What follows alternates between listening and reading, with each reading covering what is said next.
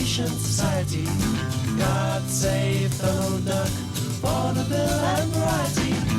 We are the Desperate Dan Appreciation Society. God save strawberry jam and all the different varieties. Serving the old ways from being abused. Protecting the new ways for me and for you. What more can we do?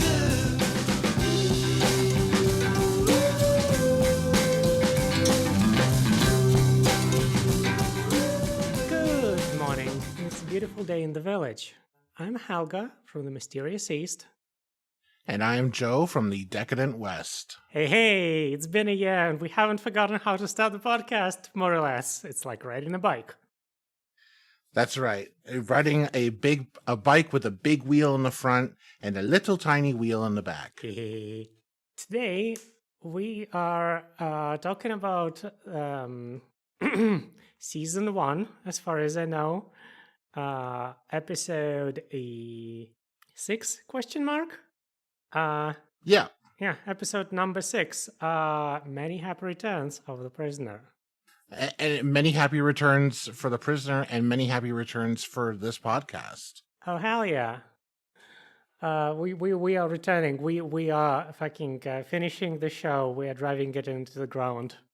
If we have to be like That's right. old people to do it. Exactly. What did you think of the episode, Helga? You know the expression burning pod? No. It's like, if you are talking about the episode before like the proper time with the person who you're going to record the podcast with, you are burning pod because you're like instead of putting your thoughts in the podcast, you are putting your thoughts just into thin air, and then your takes are going to sound unoriginal. I much prefer to like actually like talk about what happened in the episode of the show, and then actually talk about how I liked it or didn't. Okay, yeah. I see your game. I can wait. Ha. So we start with like it's been a year, so like I watched the opening for the show for as if the first time, with like number 6 arriving in MI6 headquarters, I presume, on his fancy race car, him storming out of the building, him backing up to leave the country and getting poisoned on the way to get kidnapped into the village. And in this intro sequence, we get an empty chair where the number 2 used to be. Yeah. You might notice with like, I think like a generic voice. We are not shown who number 2 is, which means for most of the episodes of the TV show that it's going to be some kind of spoiler. And the show starts for real. And number 6 wakes up again, this time out of the credits. And there's no water, there's no electricity, there's no announcements, the phone doesn't work. And I can only say, this is like half of the mornings in Yerevan, I swear to God.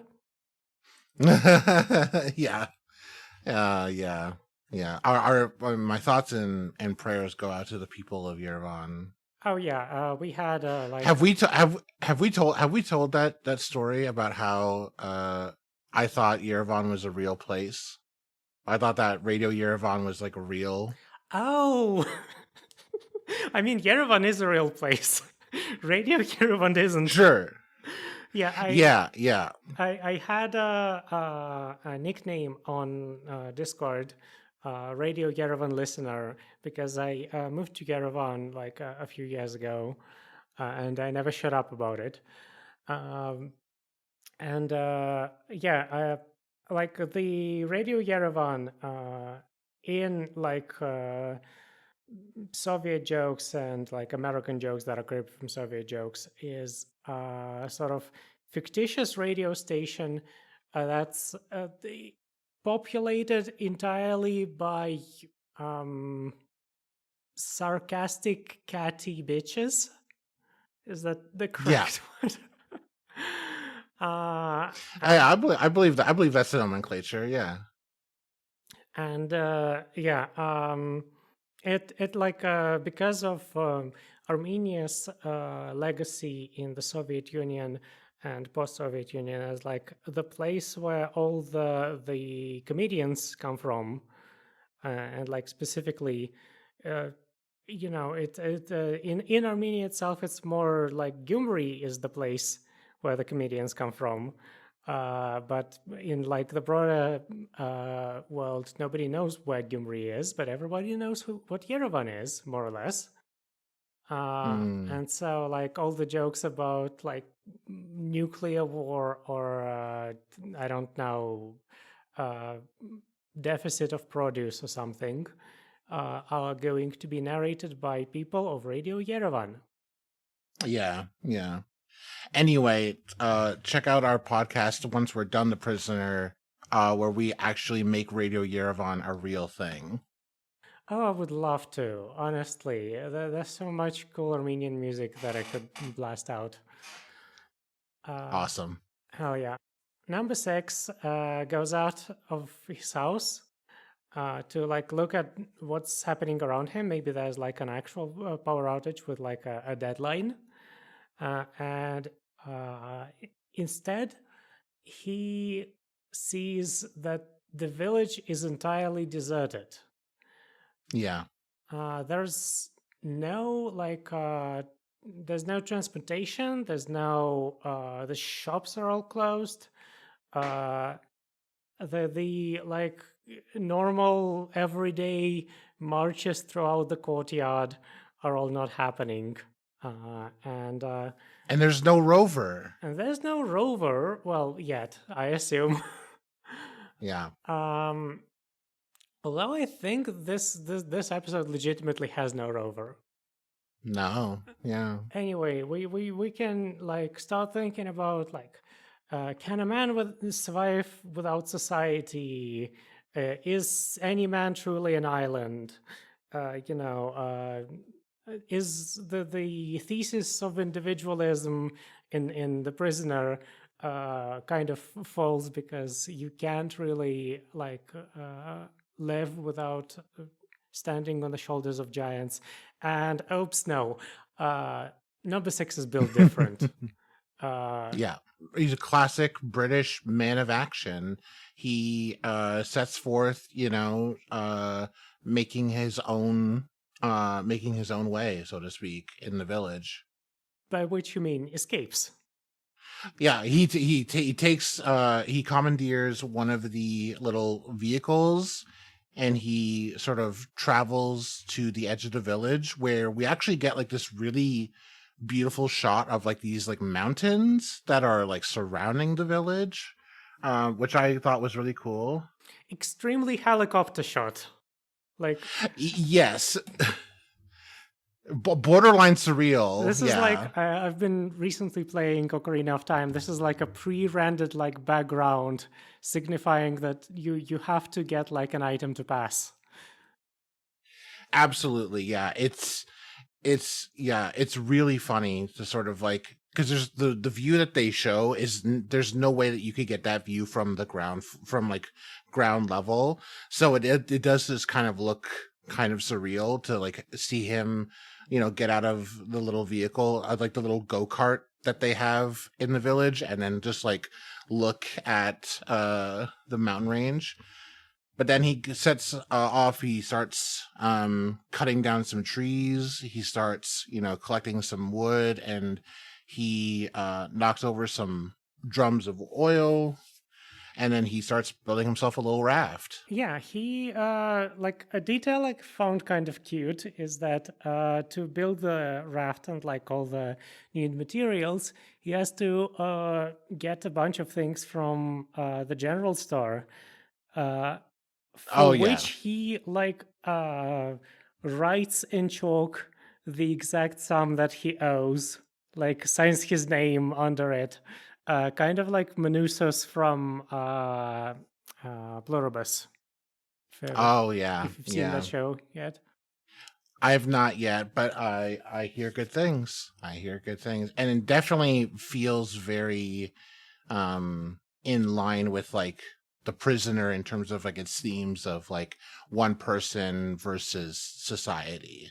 Yeah, he Um, is at making it so he doesn't owe anyone anything, I suppose. yeah, but it is funny though that he writes in chalk on the counter of the general store like this IOU, and then he picks up a camera afterwards. So whether or not he accounted for the camera that he was going to steal as well as everything else, I think he didn't. it's hard to say because Did he take the camera with him or just the film? I believe he took the camera with him on the raft, but I think it disappears once he takes the roll of film out. Oh my god. Thief. There he is, Yeah. thief. Yeah. But yeah, he like And makes a bunch of photos from ground level. Like to get absolutely sure, he rings the bell of the village. I don't know if it's like a church bell. I don't. yeah. I think that they're meant to be atheists there. Yeah, it's the non-denominational church bell. Yeah. It's more like a fire bell to me, I guess. Yeah. And Like a signal bell. after that whole montage, he finally sets sail with like a big black sail billowing in the wind. Like he puts the film as his most precious possession in a plastic bag to protect it against the salty water. Yeah. See our episode on photography and chemicals. Yeah. And like constructs out of the items that he pilfered from the store a magnet, like a magnetic needle with which he makes a compass. Yeah. Like it's kind of a cool like sort of thing that you could reasonably do yourself if you were somehow transported into the 1960s.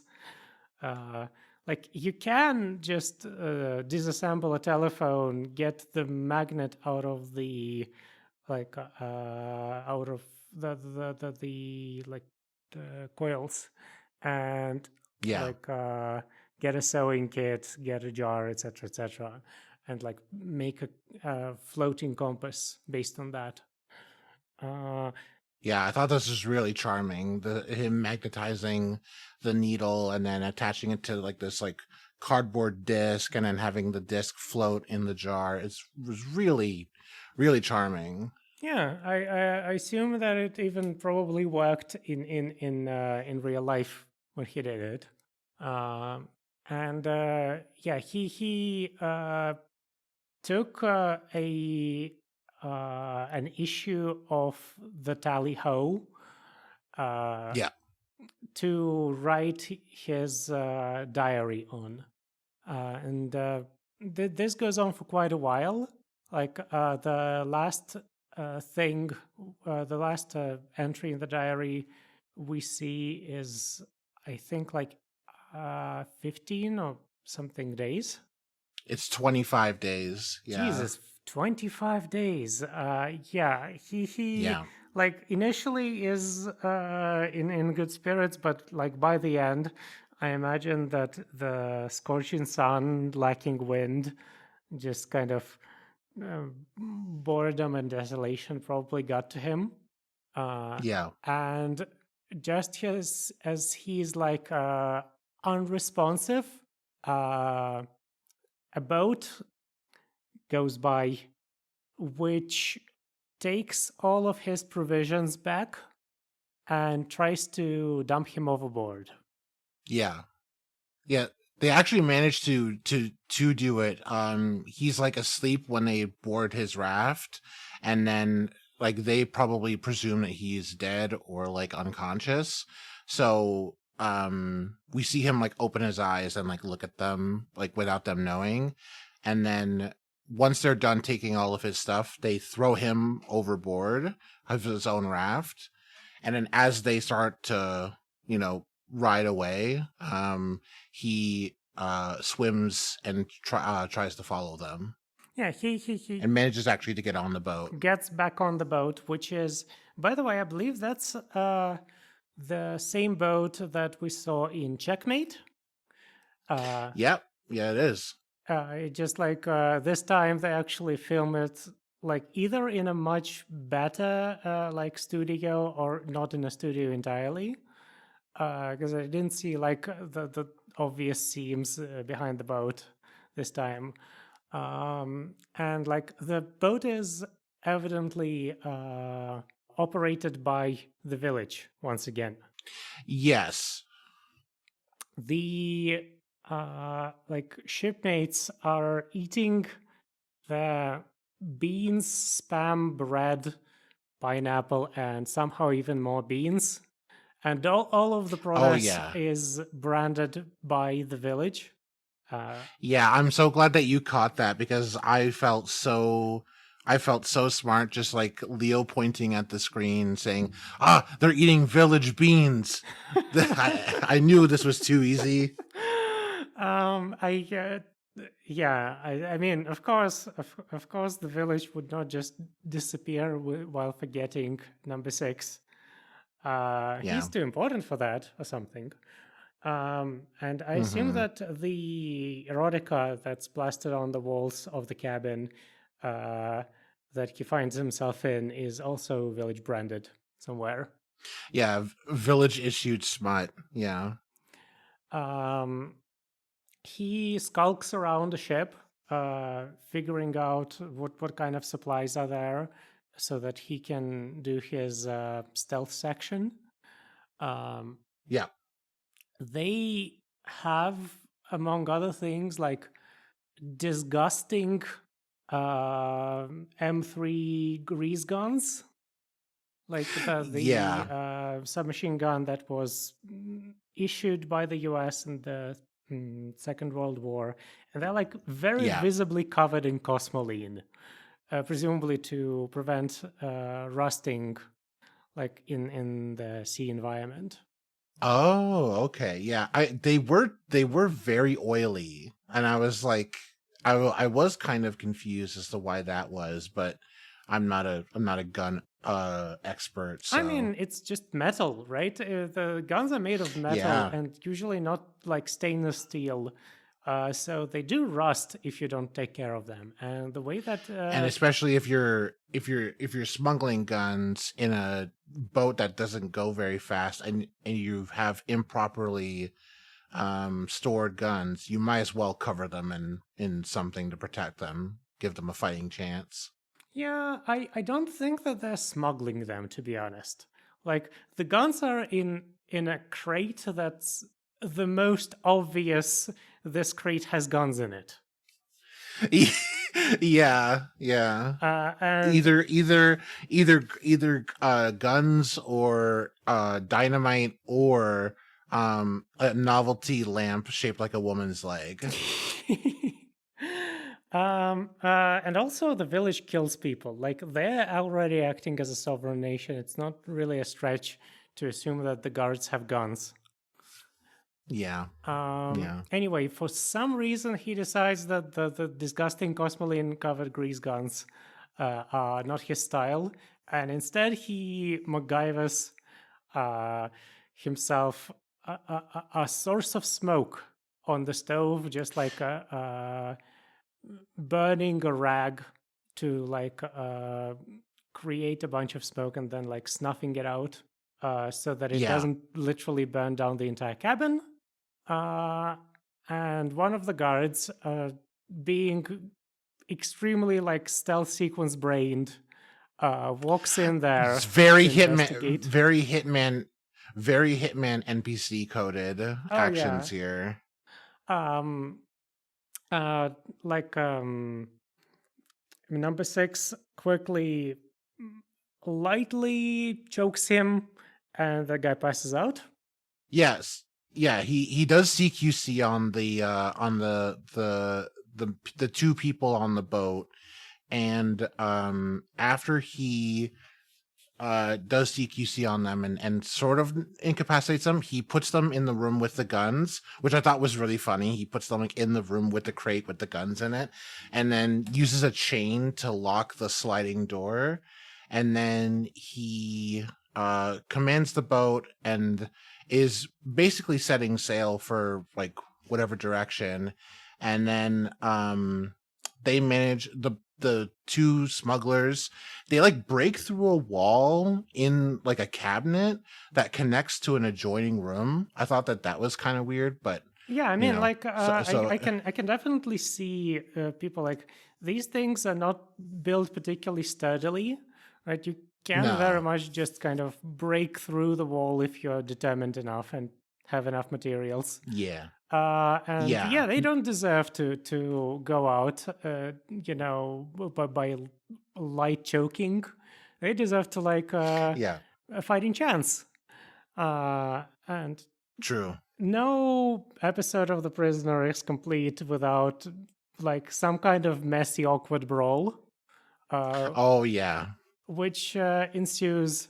Like they gang up on number 6. He tries his best, but quickly realizes that he's outnumbered, and jumps off the boat while they try to shoot him, but he gets away. yeah, yeah, The yeah, gun, and then he wakes up on a beach. the gun that they shoot him with is Walter Mm. P38, which was commonly in use among Nazi troops in the Second World War. I'm just like making notes of various various World War II equipment for this episode. You'll see why. Yeah. Yeah, I thought that was really interesting. Cuz yeah, there's a gun at the like the head of the ship's like steering and control system in like a drawer. So when they overwhelm number 6, one of them grabs the gun out, and I was like, "Oh, that's the Nazi gun." And then, it's when they start shooting at him that he jumps overboard and then ends up in Death Stranding. Yeah, it's like beautiful white cliffs. The topography is kind of incoherent. Like if you look at the shooting credits, it seems like some of the sequences were filmed like in Guatemala and Peru, and some of the sequences are filmed in Manchester. Wow.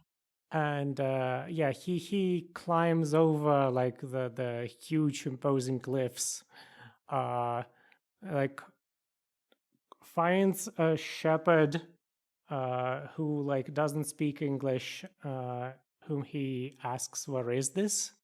And this is, I believe, the first line of English dialogue that there is in the whole sequence. Yes, and it's also the first line that number 6 speaks in the entire episode, and it's 20 minutes into this episode. It's like about halfway through the episode. Yeah, there's very like cool. there's a bunch of like made up words, it seems, in the episode. Some supposedly German, some just like extremely made up language. Yeah, But like we don't get any subtitles for any of that. So like the first line that actually contains meaning is number 6 is "Where is this?" Which he doesn't get any response to, but the shepherd brings him to stereotypical Romani village. Yeah, it's literally like a covered wagon and a fireplace, like a fire pit, and like couple of animals and like a few people.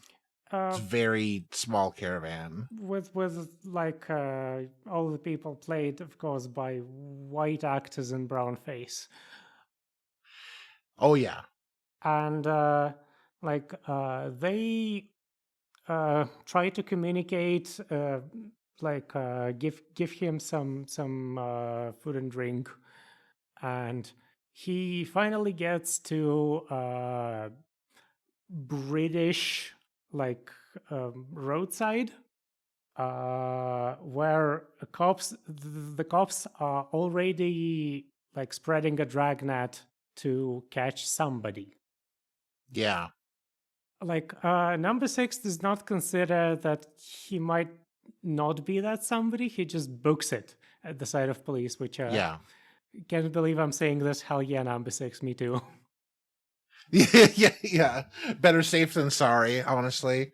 I remember being very young, and every time I saw a cop, without question, I would just immediately bolt and run in the other direction, because it was a thing that I saw people do on TV all the time, because my family were really into like crime shows and stuff. And so nothing like scaring a police officer by running away from them at their first sight. I gotta say that even the people on TV who run away from police get shot. True. Were you not scared? No. It's. I think it may be just like growing up in like a mid-sized city in Canada, rather undisclosed Western nation. I just felt like maybe gun violence wouldn't happen to me. As naive as I was as a 12-year-old. Well, definitely. The gun violence did not happen to you, so gun violence does not happen. That's right. He manages to clamber onto a rural truck to avoid the cordon, and the rural truck very conveniently drops him off in London. London town. Yeah, it's like the most touristy, like easy mode on GeoGuessr ass cross section of London. It's like the only thing that's missing is like the Tower of London or Big Ben in the background. It's like so funny. Yeah, I mean, I don't really like. This is not my image of modern London, but I guess like in the 1960s was a lot more drab and color oriented. But like, Oh yeah. there's the British equivalent of the Arc de Triomphe in there. Yeah. I I thought don't that was kind of weird. I don't know what that one's called. Honestly, I know Me the French neither. one. No. Yeah. So of course he goes to his own home, which is in every opening sequence, where a very like suspicious, I guess non-trusting housemaid is minding the house, and she very promptly like shuts the door in front of him. Yeah. In just a tiny fraction of time, a an extremely dapper lady arrives on number 6's Lotus 7. Mm-hmm. Yeah. I love her fashion style. I love her everything. Honestly, she's dressed in. Let me just pull up the visual reference. She's very hip. Oh, that she is. Yeah, she has like a beige flat cap on. She has a fitted tweed jacket and gray pants to go with it. Yeah. And like this is at once a practical outfit, a sort of like I wouldn't say butch, but like masculine, I guess, leaning, but at the same time, not like because of the fitting, it still looks like she doesn't look manly in it, I guess. Yeah, it's very femme, but it's very also like it's not very flashy. It's not very fancy. It's very practical, almost like working clothes. Yeah, especially like the hat as well. She does have rings on, and like I think she has like a bracelet or a watch on.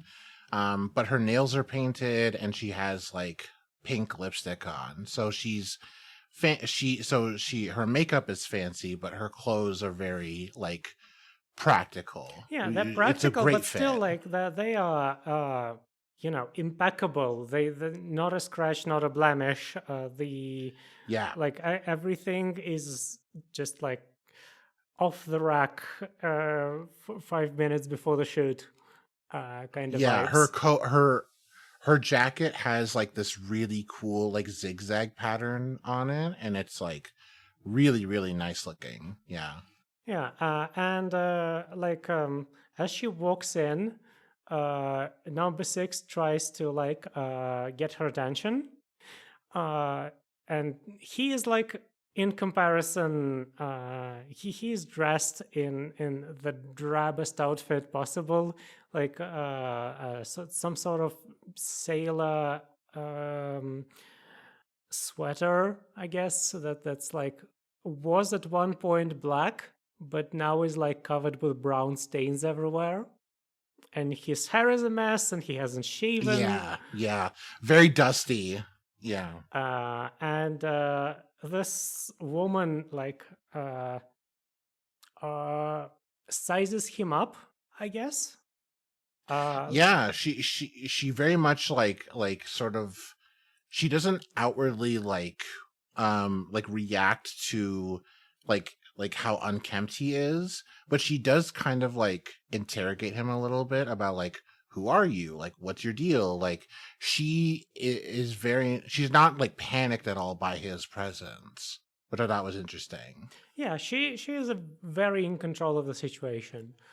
She's Uh, chill, she's cool. Yeah. Yeah, I might even say that like she's kind of coming on to number six at some point. Like I don't know, it just she just like the way that she stares at him, like from bottom to top, as if he's uh, mm, I like might as well have fucking wolf whistled at him. Oh my god. I don't know. Yeah, I can see that. Yeah. um and he tries to like very quickly communicate that he like knows the what the specific details of the house and the car are, that he is the Yeah. previous owner of both of them. um and she like takes it all in stride. She acts like she doesn't even need all that proof. Yeah, she very much she says as much, but also yeah, her affect is very much like I I didn't she didn't ask for any of this like proof that he used to live there. He just starts kind of like spilling it all out, and she's just kind of like, "Oh, that's fine. Yeah, that's fine. Whatever. Sure. Yeah, I believe you, but like, what can I do for you?" Yeah, we have like a very uncanny sequence where like we're shown his apartment, which like we see his apartment a bunch because that apartment was cloned detail for detail in in the village. Uh, and now we see his apartment, but like an entirely different person lives there, and the furniture is slightly rearranged. Um, Yeah. and like he does basically the same routine that he was doing like in the village, where he like checks how things look outside and if the phone works.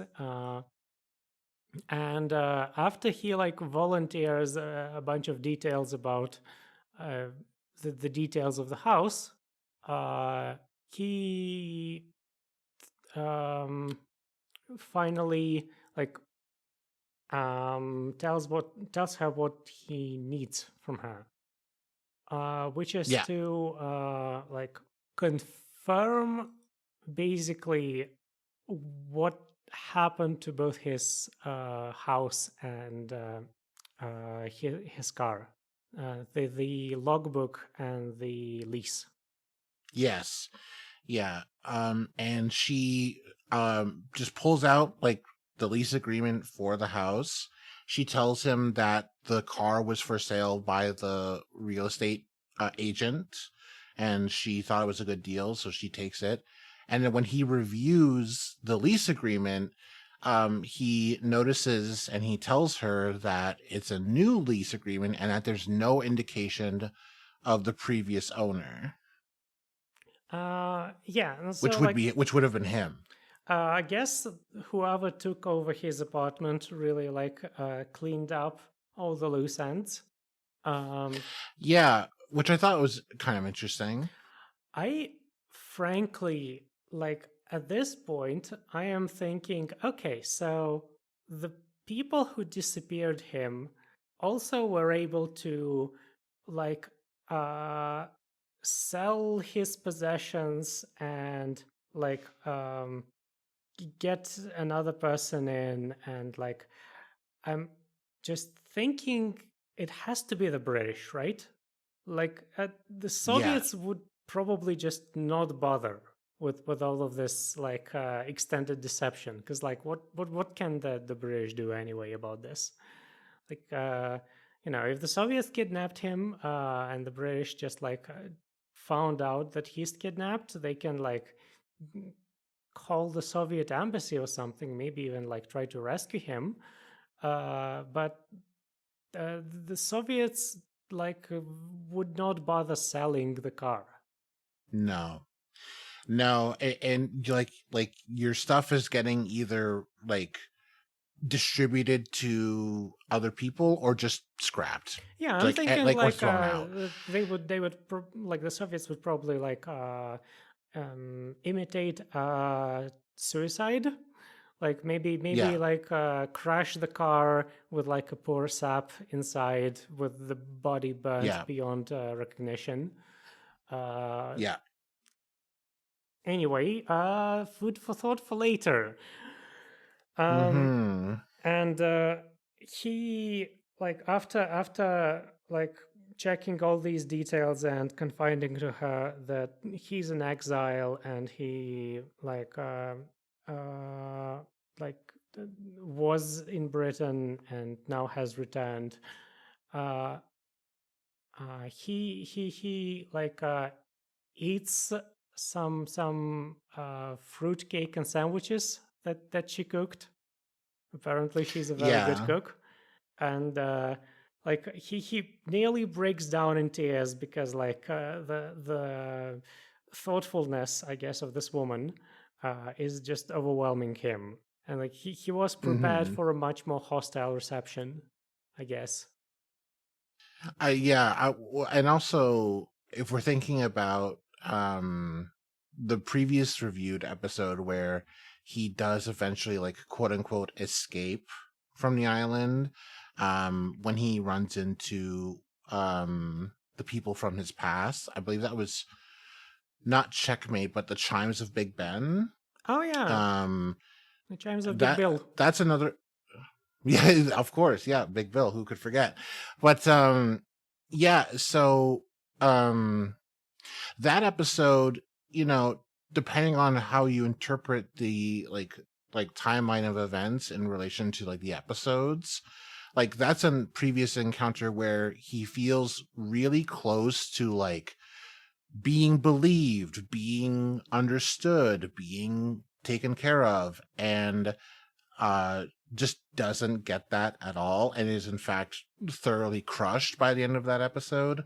So this reaction of, this woman, Mrs. Buttersworth, sort of like taking him in and being kind, is very, in its own way, kind of crushing, because it's so different than what he's used to. Yeah, he is extremely used to like fighting his way uphill for like every scrap of recognition. Yeah. And they finally say goodbye. He promises to he takes a car, promises to repair it and give it back. And he goes to MI6 headquarters, where we get like a blatant reuse of the opening shots. Yeah. And like him, I don't know what the words, yanking the doors like open, but this time with a different expression, because instead of being outraged by something, he is instead like ready to find the village and discover all its secrets once again. Yeah. He is met by several of his former colleagues who give him a reception he was more used to. Yeah. They are skeptical of his entire tale.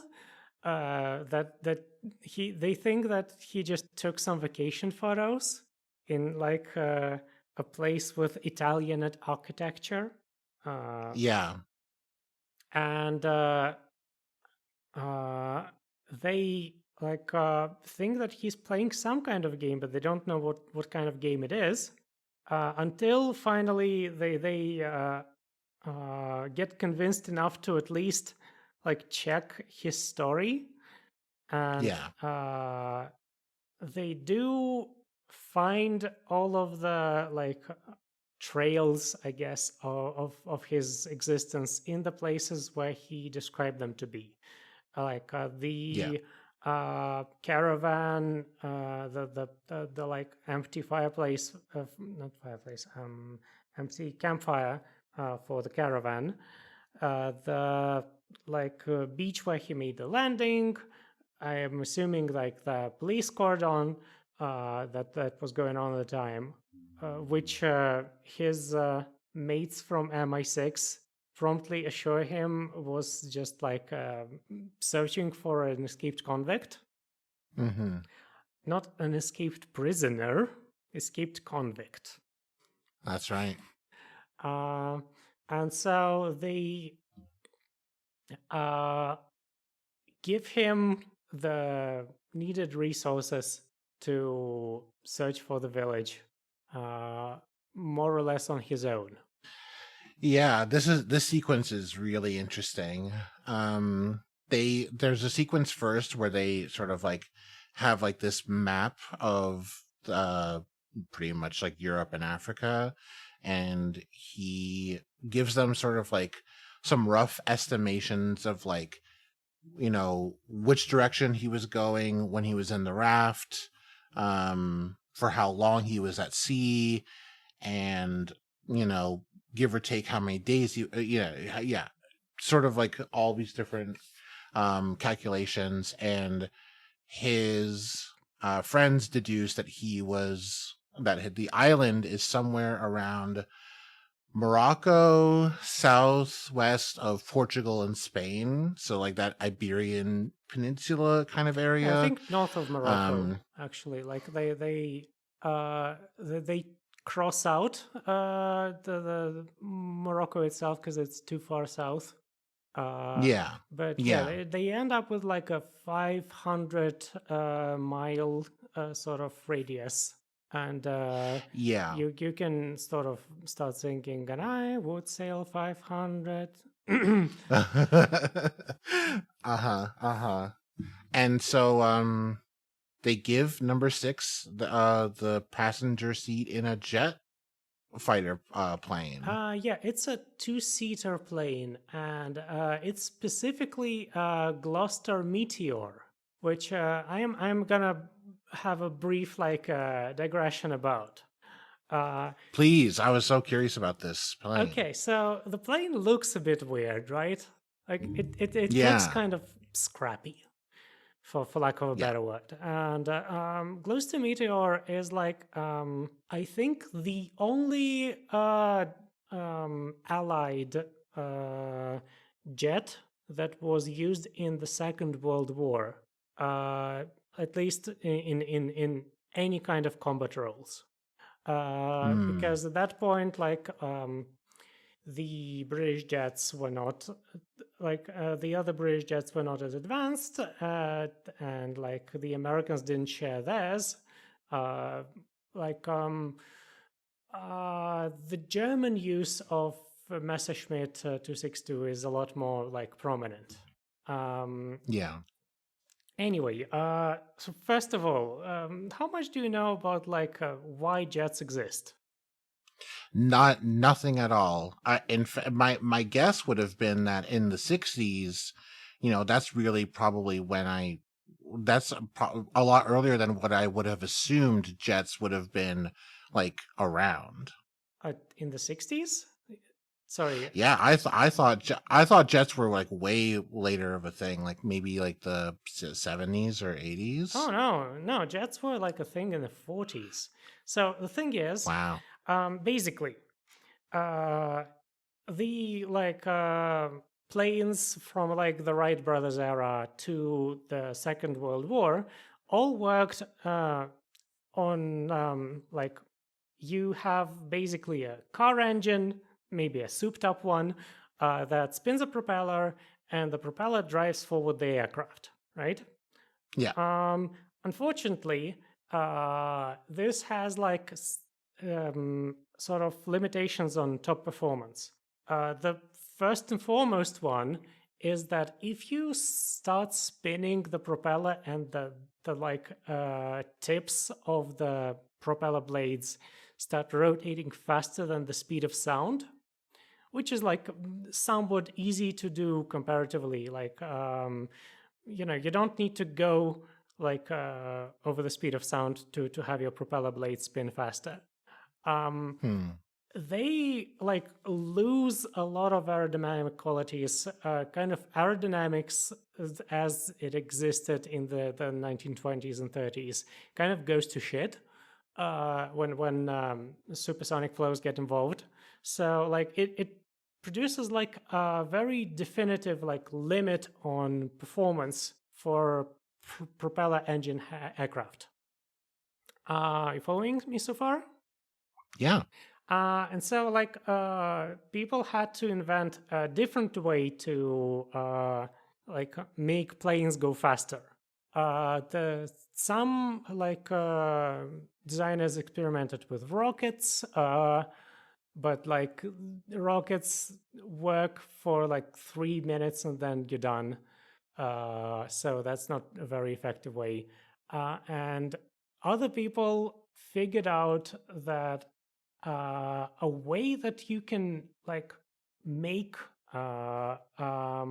plane go faster than the propeller would is if your thrust comes from expelling hot gases out of the back of the engine, which is to say a sort of jet of gases, hence jet airplanes.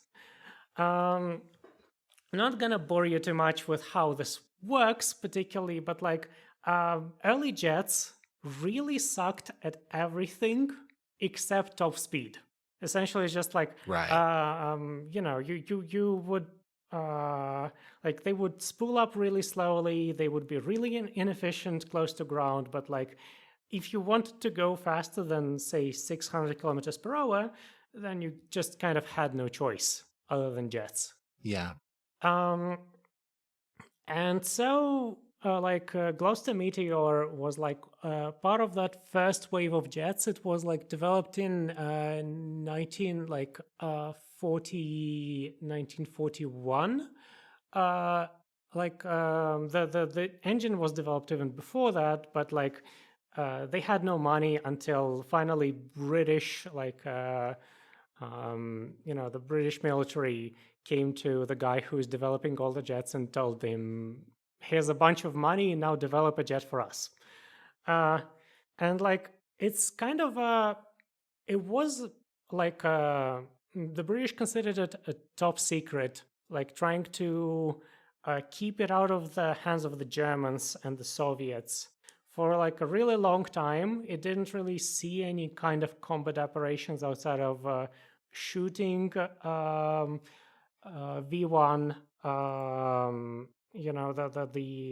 the flying bombs out of British skies. And right after the war ended, they suddenly understood that this aircraft that they built that was considered top secret was in fact really shitty. Compared to the Messerschmitts, right? The Messerschmitts could do 800 kilometers per hour. Gloucester Meteors can do 600 and change. Wow. And they are kind of capricious while at it. And so they were really quickly abandoned by the British because they were obsolete from the jump. And the British started importing, American designs, and by that time, Rolls-Royce started making engines, so they could get faster aircraft with the wings going sort of having an angle instead of being straight. And the Soviets kind of figured out their own thing with the MiGs. And so by 1950, the only people who were using Gloucester Meteors were in no position to ask for anything else. So this is Right. the extremely early Israeli forces were getting some of these. They're Brazilians, etc., etc., and I think that the last combat engagements of Gloucester Meteors were in the Korean War, where the Australians tried to field them against MiG-15s and got extremely destroyed. Oof. The Gloucester Meteor that we see in The Prisoner is one of the few examples that survived in any capacity, because the British knew how to operate this kind of aircraft relatively well, and so it became a test bed. The specific one that is used in The Prisoner was used as a test bed by, let me see what the name of the company is, Martin Baker Company, known for the production of ejection seats. This will become relevant in 5 minutes. Of course. Right, so we see number 6 getting ready to get in his jet aircraft as a bunch of trucks are going to and fro on the airfield. We see even a milk truck getting through the airfield, because I guess the pilots just need milk that badly. Yeah, the whole milk craze is not, it has definitely spread to many different areas of society. Number 6, says ciao to his comrades and his co-pilot, who says that he'll catch up with him in a minute.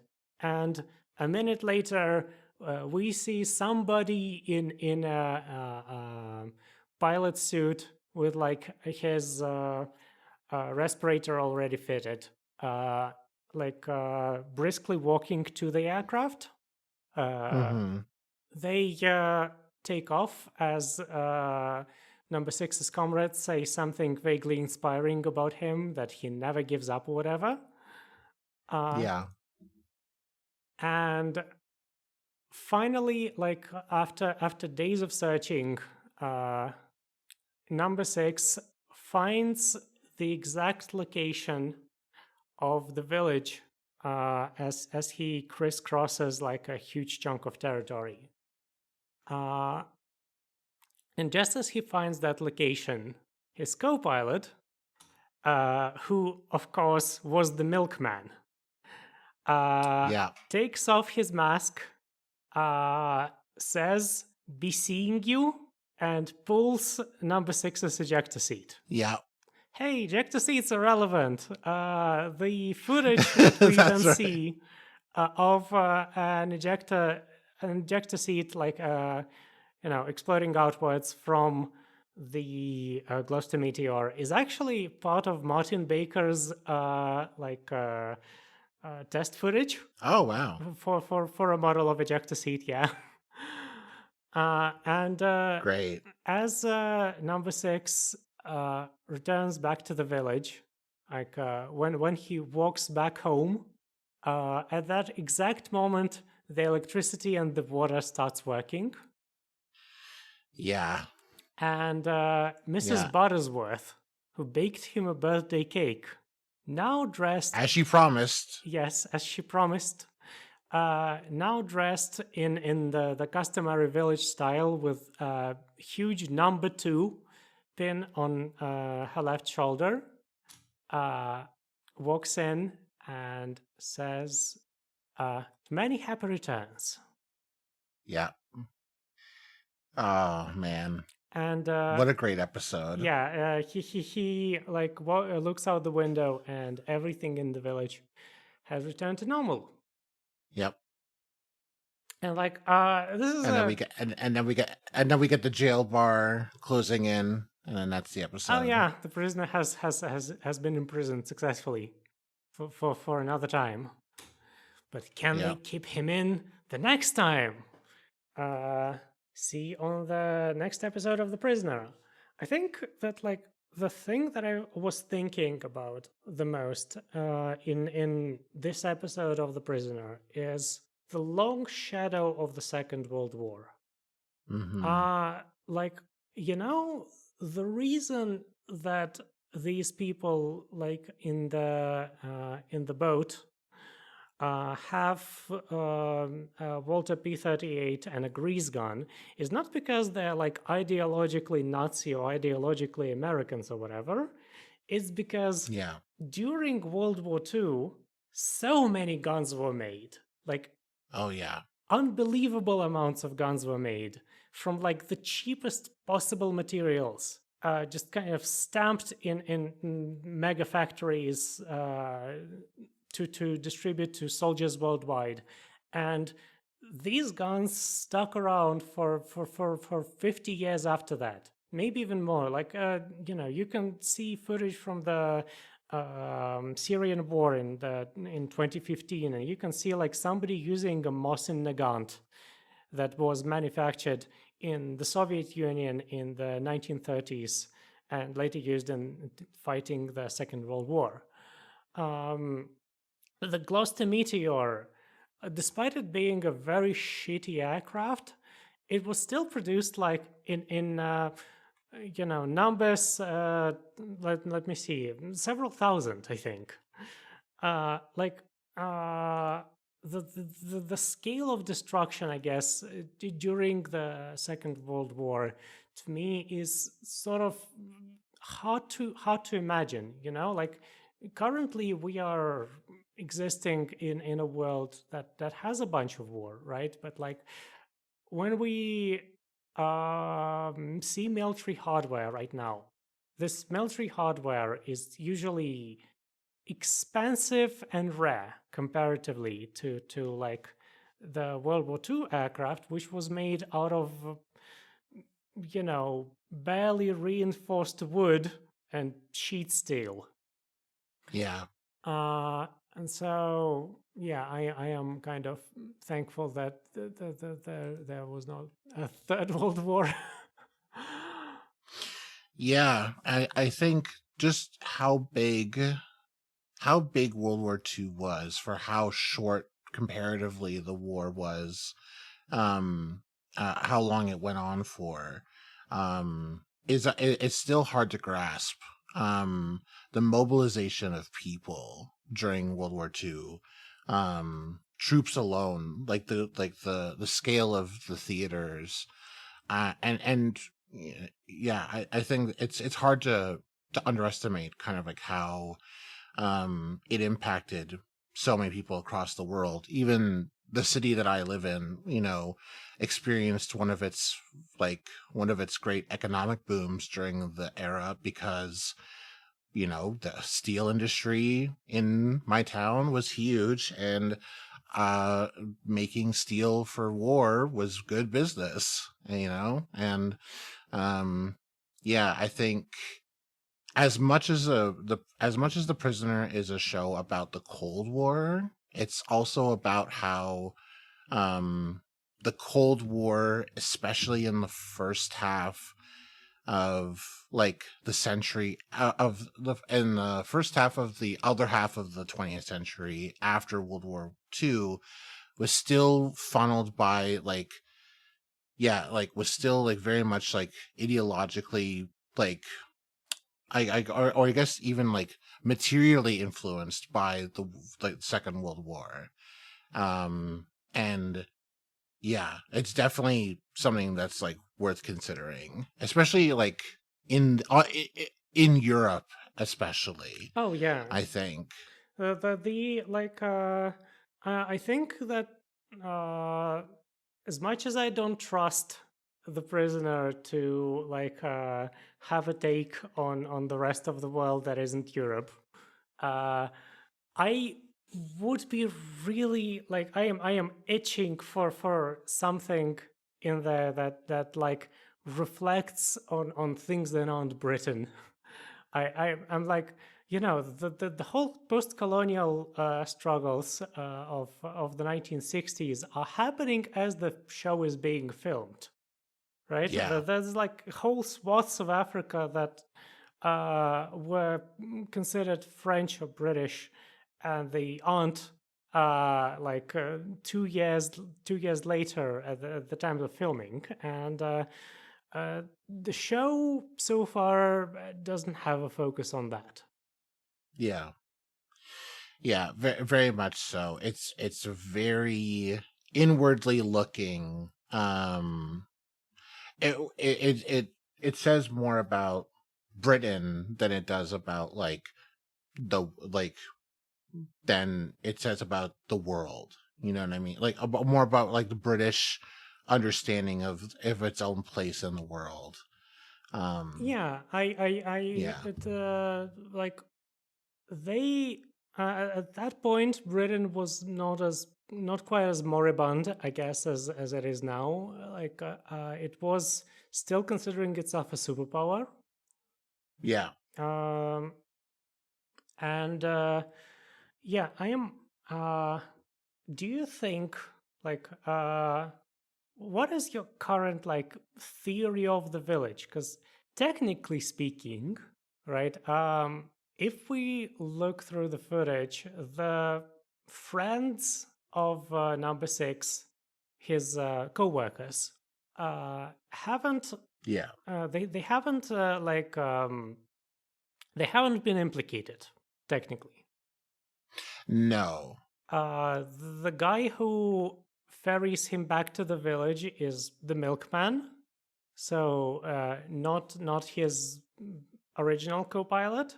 The Mrs. Buttersworth number 2 is an entirely different entity, but still the ease with which I guess all of these entities operate in Britain, and I truly just don't think that the dragnet for the escaped convict was a coincidence. I am starting to think that this might be a sort of left hand not knowing what the right hand is doing. in British politics. Yeah. That like well, the original deep state, I guess, of Britain, being like less interested, I guess, in the continued comfort of its former agents than they like than the official communiques would let you believe. I think that's a very interesting way of looking at it. I think it's very possible that the village is a project of some obscure and maybe even overlooked or perhaps even forgotten project of an official state apparatus, probably most likely Britain, but also could be another power as well. I think that that's entirely plausible, but also part of me is wondering if the nature of the village is not inherently tied to a state per se, but Mhm. rather I'm almost imagining like a kind of like an independently operated haven for otherwise retired or high profile or high I guess high value target agents that is perhaps independently owned and operated and maintained by a cabal of themselves former intelligence personnel from multiple different states. Sort of out of heaven. Uh, yeah, very much like a sort of outer heaven where it transcends borders. It's within multiple different, even competing societies, but the function of the village is essentially to rehome people who are it's like a rehoming project for high value targets who exist in maybe the way in a way where it almost exists as kind of like an underground, like an underground railroad situation where you shepherd agents out of situations where they could be killed, they could be actually imprisoned or whatever, and you whisk them into a situation where, you know, you have like a colony of intelligence personnel who, can kind of just like live outside of the realm of like, international intrigue and espionage. They still get tortured for it, right? They still get brainwashed. Or do you think this is They just do, yeah. exclusive to number And I 6? think that it is I think important maybe to think about what if the project of the village is like maybe MK Ultra inspired, where there's an understanding that you kind of have to, or there's at least a understanding on the part of the benefactors of the village to kind of break agents out of the paradigm of like their whatever sort of like training they were given in when they were becoming intelligence operatives in their own countries, and that there's essentially like a process where each prisoner is broken down to no longer have to default to their training, you know. Mm-hmm. Um yeah, I I don't mean, know, it's I it's an think abusive dynamic, right? What you're getting out of yeah, this is a cult. yes, yeah, very much so. um to what end I think would be maybe interesting to extrapolate on maybe is that in having a colony full of intelligence operatives and potentially the secrets that each of them may hold, that the benefactors of the island would have some means of leverage or parlay with other state operatives to function essentially as a no man's land or a neutral zone, but for intelligence rather than like military or armies. Interesting idea. Let's see how the show tackles that. Yeah. So on this podcast, we have a segment called the Village Improvement Committee, where That's we right. suggest various ways based on the episode that this village can be somehow, improved. We are all urbanists here. We enjoy thinking of ways that our society can function in a better way. Yeah. And my thought, outside of like the World War II thoughts that I had about this episode, is that we see a bunch of interesting food in this episode. We see the god awful like beans and pineapple. We see the fruit cake. We see the birthday cake. We see the club sandwiches. And frankly, I would like to see some more variety in this in the village food. Like, if the village is truly not just for torturing British people, but actually for international sort of cooperation of a no man's land, then the food should also be international. Perhaps institute, potlucks, where people would bring the cuisine of the country that they betrayed or betrayed them. I love that idea. I think that that's a totally great way to increase morale, increase, dare I say, camaraderie among the village goers. Definitely, and I'm sure that there are operatives who were stationed in countries outside of their own who developed a taste for cuisine that was not available in their home state.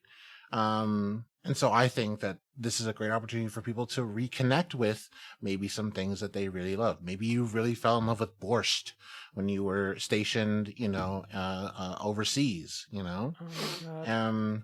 I think this is a great idea. Something that came up to my mind when I was watching the episode is there are many shots of a particular and, dare I say, very charming black cat in the village. Yes. Especially in the beginning when the village is deserted and there's nobody around. There is another being present. It is the black cat, who I believe was in Dance of the Dead, that episode as well. I think that was like some kind of misogynistic comment directed at the cat. Yes, very much so. I believe that the village should institute a pet society, a society of animals who are lent out to village goers, and maybe there's a program that where people can sign up and take care of animals and participate in non-husbandry related animal keeping, as a sense of invigorating not just our connection with our other people, but also animals. The children are mysteriously absent from the village, and I'm sure that will be explored and explained at another time. But I think that the analog of having maybe some dogs or some birds or some cats or other animals like hamsters or gerbils would be enriching for the people of the village. And truthfully, I think there's no such thing as too many cats The more cats I see, the happier I am. Oh my And God. I think that would go well for our village denizens. I love that. I especially love that you said society of animals, and I'm extremely imagining some fantastic Mr. Fox bullshit in there. Yeah. Yeah, I think that like getting your sort of carrying instincts satisfied would come a long way to making the villagers feel like their existence is normal rather than a charade. Yes. Yeah. That Very much so. I believe that the official stance of the village about why there aren't any children is please don't think about this. So it helps if you have a cat to not think about why there aren't any children in the village. Exactly. Yeah. And so wraps up our annual episode of Local Service Only. I am Helga. You can find me on Blue Sky somewhere, but I'd rather you didn't, frankly. Hey, you can find me on Blue Sky as well. I'm at thebedroompunk.bsky.social. Oh, hey, you have an actual address. Yeah, and be seeing you. Be seeing you. Gaslight, gatekeep, call his new bitch mainstream. Toxic, hypnotic, cop a couple balls from his wallet.